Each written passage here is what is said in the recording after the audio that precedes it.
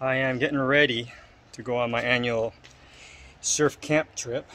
As you can see, car is loaded, 2 boards, 3 wetsuits, and a crap load of camping gear. So I camp down at San Clemente once a year, sometimes twice, but it's been something I've been doing for about 35 years. In the beginning it was kind of off and on, just based on school schedules and all that, but now that I'm older, I just make it a point every year to go camping.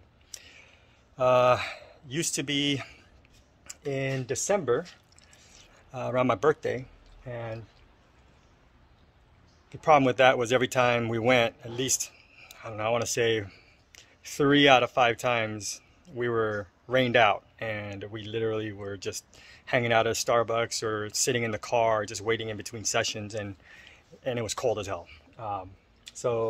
About 5 or no, I want to say about 7 years ago, I moved it to October, which has been much better. Surf's been better, cleaner, and we've added a couple groups, and it's been pretty good every year, and hopefully this year will be the same. I think the first few days are going to be a little windy, but I think for the most part it will be pretty good. So again, all my camping gear, and I will try and show you the campsite and everything else when I get there.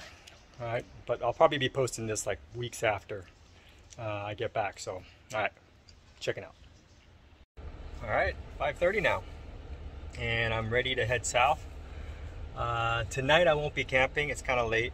I will be staying with a buddy who got a house down in San Clemente. So one night there. Tomorrow after our surf, and whenever they let me check in, I'll probably head over and set up camp.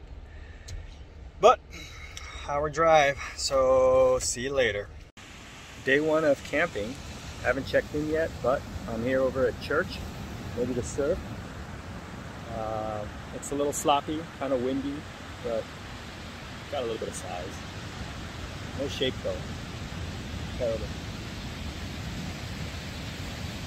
Here we go. Here is church. Church is mainly a right, but as you can see, I'm going left. So I'm at the main point. Church actually has 2 lefts, and this is the one at the very top, or the very most north part of church. And this left is a little softer than the other left, but the other left, the second left, doesn't really work all the time. So today, because of the Surfline camera and this being the only camera that I had to surf this point. Otherwise, I wouldn't have had any footage of my trip. So I positioned myself at the very top and had to kind of pick the lineup just so I can get a couple waves in. The one thing I do regret is I should have just hung out on the inside and took a lot more of these smaller waves. Oftentimes I was on the outside waiting for bigger waves, and typically I am more a quantity guy than a quality guy, meaning I would rather catch 30 mediocre waves than 1 good wave. And there's that was actually a good wave, and it had a really good air section at the end, but I wasn't prepared for it, so I ended up hitting it kind of late. But yeah, for me, repetitive, trying to get on more waves, you're going to get better that way. Waiting 20-30 minutes for a wave, and sometimes you fall, so it's really not worth it to wait that long. I would rather just keep my muscles warmed up and get it on as many waves as possible. So again, see, if you notice, I'm way on the inside of everybody, and those are the best waves I had.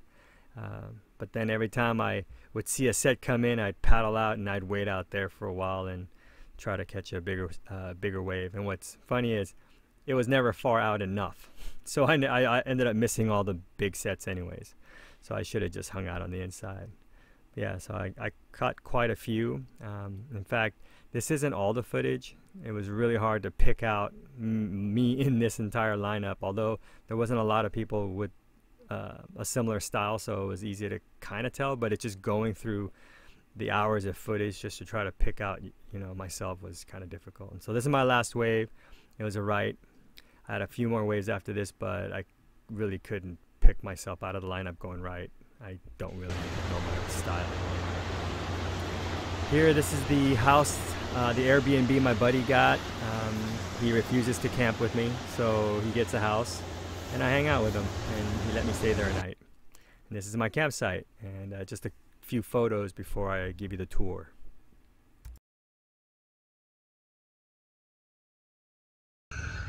Alright, I'm back, and I just wanted to give everyone a quick tour of my campsite. So, as you may or may not know, that's the minivan. I loaded up. It's empty now, quite empty. And I have my little surf bike, which I load up to take down and ride down to the Trestles Trail and to church and whatnot. Got my wetsuits hanging drying from this morning. Little fire pit.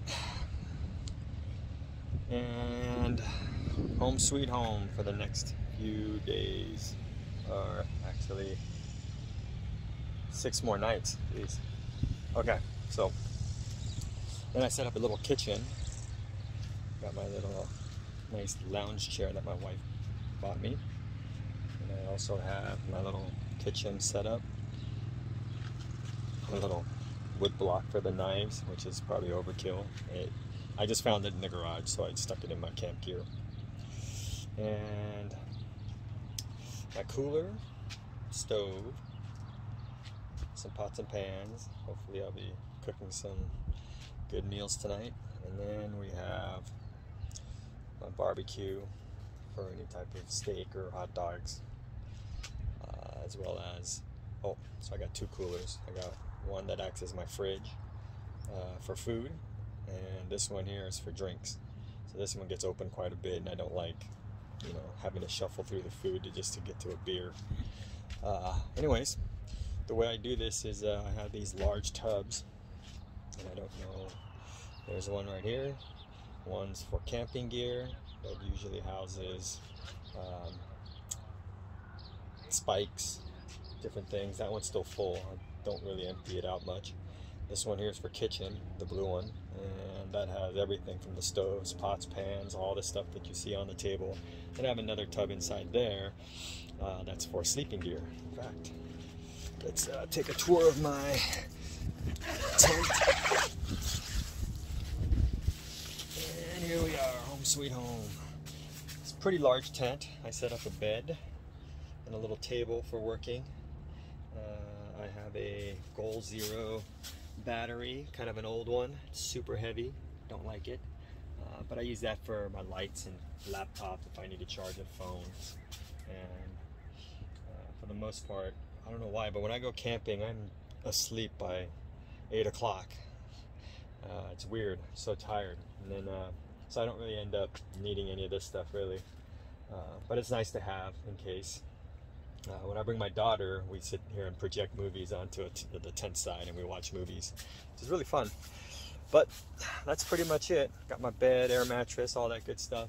And like I said, it's a pretty good sized tent. I got 2 more mattresses, so come on down. I got room for 2 people. All right. Do this every year. And I don't know if I explained it.